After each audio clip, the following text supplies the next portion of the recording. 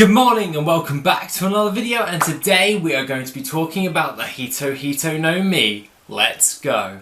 Right, before we start the theory on the hito no mi, or the human fruit, let's discuss what the human fruit actually does. There are two different variations of the human fruit that I want to cover up. You have Sengoku's one, which is the mythical zoan one of the human fruit model Buddha, and then you have Tony Chopper's human devil fruit, well, human fruit, and that is just the standard zoan type. Along with that, being a zoan type, this gives the user to have the ability to turn into the animal in which it actually is. In this case, it is a human. So the question being, what happens if a human eats the human fruit? Right, so Oda has actually stated in his SBS that if a human ate the human fruit, yeah, it would lose the ability to transform as any other zoan type would, but it would still keep the same positive effects. So, that being the case, I have an idea on how the human fruit, if someone obtained it, not saying Chopper would die, but could happen later on in his life. He is only a reindeer, so his life expectancy is not that long. But if a human ate the human fruit, I reckon they would turn something like into Captain America or something. Like, you become the best form of a human.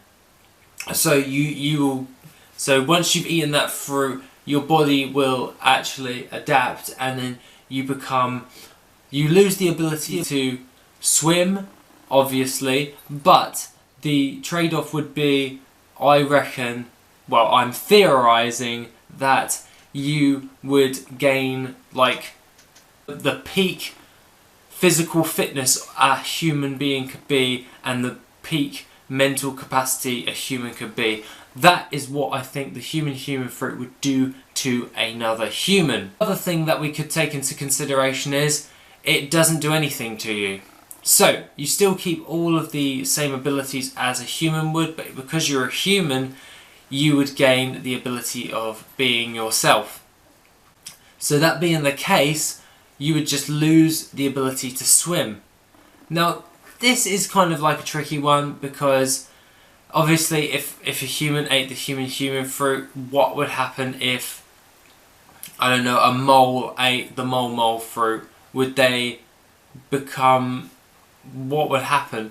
It's weird to speculate on, and to be honest, I really wanted to talk about this. And Oda has stated in another SBS that a human would not change if they ate the human fruit. They would become enlightened. Now, this is seen with the mythical zoan type of the Buddha. Like, you are pretty much enlightened. Literally, he's bright gold. I'm trying to make a joke. It's terrible. Let's move on. So you become more of an enlightened human. So I'm guessing you become more intelligent and you more stronger. Like, you are the pure embodiment of the best human being once you've had the human fruit yourself. So that being the case, with what Oda has stated in his SBS, is we can now come to a pretty strong conclusion that the human fruit, when eaten by another human, will turn you pretty much into Captain America. And the only thing you would lose is the ability to swim.